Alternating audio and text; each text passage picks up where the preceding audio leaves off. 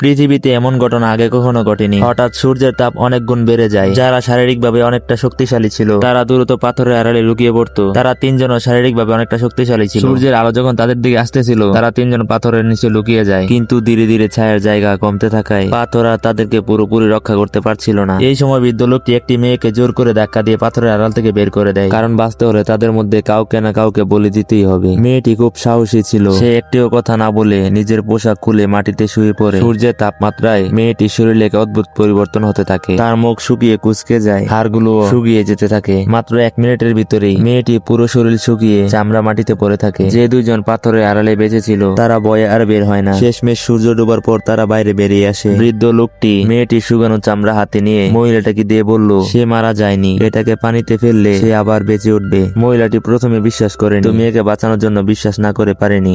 অবশেষে মেয়েটি শুকানো চামড়া পানিতে ফেলে দেয়। আর তখনই ঘটে এক আশ্চর্য ঘটনা। পানিতে ভিজতে ভিজতে মেয়েটির শরীর আবার আগের মতো হতে থাকে। কিছুক্ষণের মধ্যে মেয়েটি সম্পূর্ণ সুস্থ হয়ে ওঠে। মেয়েটি পানি থেকে উঠে এসে মাকে জড়িয়ে ধরে।